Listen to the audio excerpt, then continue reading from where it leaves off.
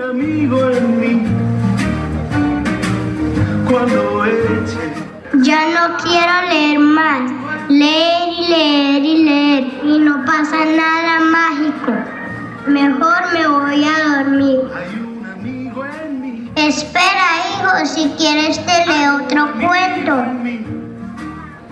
No, mamá, ya no quiero leer más cuentos. Que ver más mamá que ver más papá. Ya verás, no necesitas a nadie más. ¿Y ahora qué vamos a hacer? ¿Cómo le enseñamos a nuestro hijo el amor por la lectura? Hay un amigo en mí. ¡Oh! Y ahora quién para ayudarnos. Yo, el Chapulín Colorado, no contaban con mi astucia. ¡Sígueme lo bueno!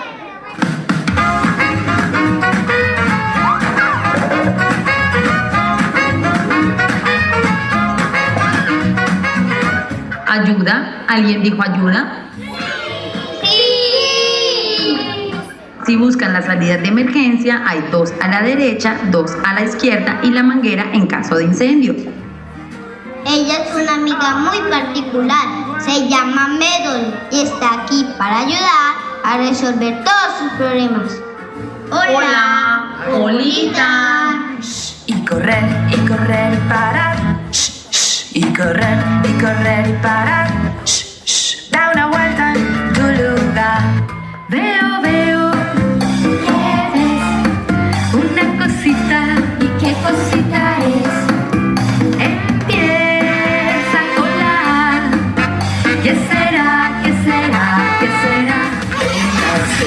Me encontré un animal particular.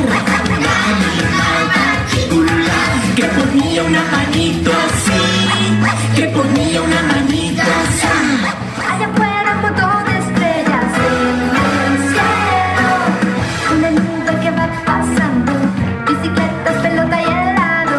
Y en mi sueño todos van cantando.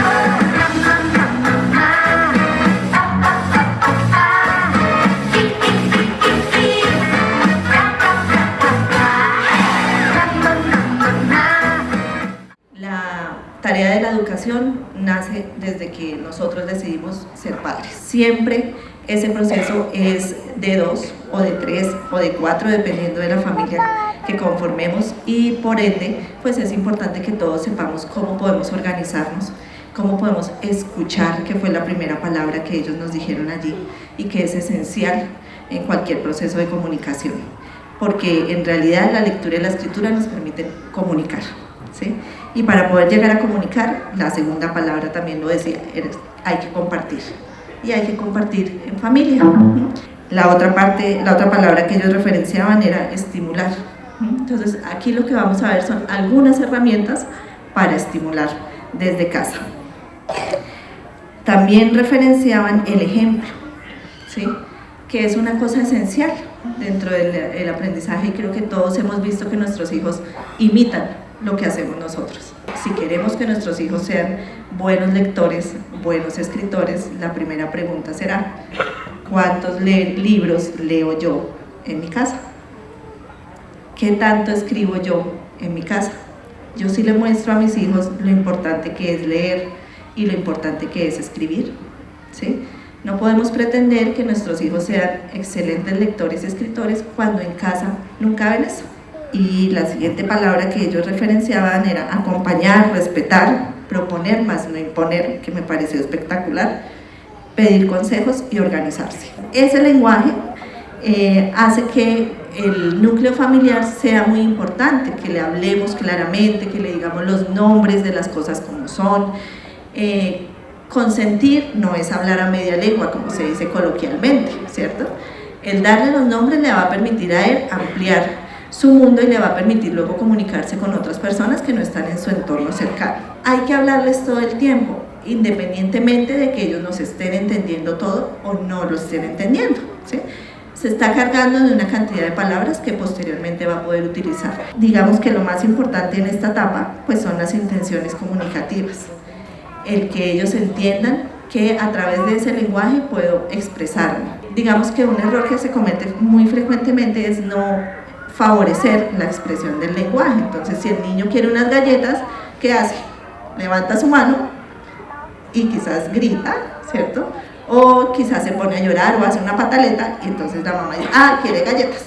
El aprendizaje de la lectura no empieza en el grado transición, que creo que es cuando empiezan a enseñarle las letras, o quizás en el kinder, en el jardín, sino empieza desde que el niño inicia el acercamiento a los libros, ¿sí? El acercamiento a los libros se lo hago yo desde cuando empiezo a leerle el cuento antes de ir a dormir, ¿sí? Cuando empiezo a mostrarle los dibujos que vienen en los cuentos y empiezo a contarle qué hay allí. Cuando empiezo a preguntarle, ¿qué ves? ¿Cómo crees que se llama esto? ¿Cómo hace este animalito? Desde ese momento ya está desarrollando sus habilidades para aprender a leer de una forma más sencilla, más cercana. Hay que acercarlos muy bien. Hay una frase de Emilia Ferreiro y Ana Teberoski que nos dice que leer no es descifrar y que escribir no es copiar. Es decir, aprender a leer no es solamente decir, aquí dice lectura, sino qué implicaciones y qué significa esa lectura. ¿Cómo puedo yo llevarlo a mi vida? ¿Qué puedo aprender de esto? Entonces, la escritura del nombre es la primera, digamos, actividad donde ellos reconocen que esas palabras que están diciendo también se pueden escribir, ¿sí? También se pueden representar con grafemas o con letras. Entonces, también dibujar es escribir. Antes de ponerlo a escribir una cantidad de palabras, es importante explotarle la posibilidad de dibujar. En esa primera etapa es muy importante trabajar los procesos de alimentación, ¿sí? Los órganos que utilizamos para hablar son los mismos órganos que utilizamos para comer. Entonces hay que estimular a través de la alimentación, que todo el tiempo nos alimentamos, entonces pues no hay problema con esa tarea. Entonces hay que promover, por ejemplo, que tomen el jugo con el pitillo, ¿cierto? Unos pitillos un poco grandes y luego irles disminuyendo el diámetro para que haga mayor esfuerzo y esa musculatura se desarrolle más. Hay que trabajarles que muerdan. Lo otro que podemos jugar es expresarnos a través de los gestos. La primera etapa entonces de la lectura es la lectura de imágenes.